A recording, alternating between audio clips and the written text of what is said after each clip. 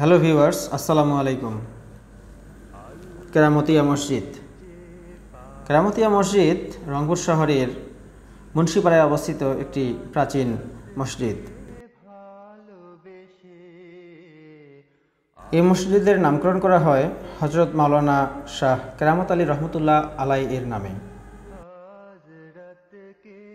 হজরত মাওলানা কেরামত আলী রহমতুল্লাহ আলাই ভারতের জৈনপুরে 1800 খ্রিস্টাব্দে জন্মগ্রহণ করেন।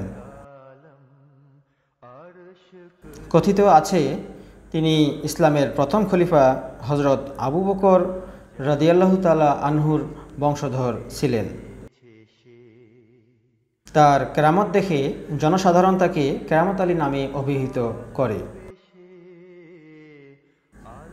তিনি ভারতের জৈনপুর থেকে 19 শতকে রংপুরে এলে তার উদ্যোগে এই মসজিদটি নির্মাণ করা হয়। এটি হচ্ছে তার পবিত্র মাজার শরীফ। তার কবরটি মসজিদের সামনে দিলেও পরবর্তীতে মসজিদকে বর্ধিত করার কারণে কবরটি এখন মসজিদের ভিতরে চলে আসে। এই মসজিদটি আয়তাকার, 3টি উঁচু গোলাকার গম্বুজ বিশিষ্ট। প্রতিটি কোণে অষ্টভুজাকৃতি স্তম্ভ রয়েছে, যার উপরে শোভা পাচ্ছে কিবলা।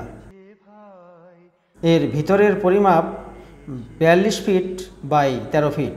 পূর্ব ও পশ্চিম দেয়ালের প্রশস্ততা 3 ফিট 3 ইঞ্চি। উত্তর ও দক্ষিণ দেয়ালের প্রশস্ততা 2 ফিট 10 ইঞ্চি। পরবর্তীতে মসজিদটিকে সম্প্রসারিত করা হলে এর পরিমাপ অনেক বৃদ্ধি পায়। মসজিদের গোলাকার গম্বুজগুলো অষ্টকোণা ড্রামের উপর ভর করে নির্মিত। প্রতিটি গম্বুজের নিম্নাংশে মার্লন অলঙ্করণ রয়েছে এবং গম্বুজের মধ্যে প্রস্ফুটিত পদ্মফুলের উপরে কলসমোটিভ ফিনিয়াল বা চূড়া স্থাপিত করা হয়েছে। জুমার নামাজ শেষে মুসল্লিরা হজরত কেরামত আলী রহমতুল্লাহ আলাইয়ের মাজার জিয়ারত করছেন। প্রতি শুক্রবারেই হাজার হাজার মুসল্লি দূর দূরান্ত থেকে এই মসজিদে ছুটে আসেন নামাজ পড়ার জন্য। সেই সঙ্গে হজরত মাওলানা কেরামত আলী রহমতুল্লাহ আলাইয়ের মাজার জিয়ারতের উদ্দেশ্যে। অসংখ্য মুসল্লির আগমনের কারণে এই মসজিদের মাঠে কিছু অস্থায়ী দোকানপাট গড়ে ওঠে।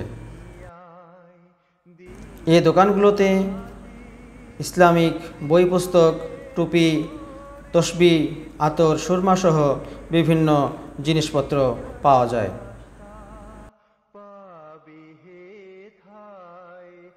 ওয়াজ নসিহত ও ধর্ম প্রচারের সুবাদে কেরামত আলী রহমতুল্লাহ আলাই নোয়াখালী, চট্টগ্রাম, আসাম, রংপুর এবং আরও অনেক প্রত্যন্ত অঞ্চল সফর করেন। সফরকালীন অবস্থায় 1873 সালে তিনি রংপুরে গুরুতর অসুস্থ হয়ে পড়েন এবং 1873 সালের 30 মে তিনি ইন্তেকাল করেন এবং এই মসজিদের মাঠেই তাকে দাফন করা হয়।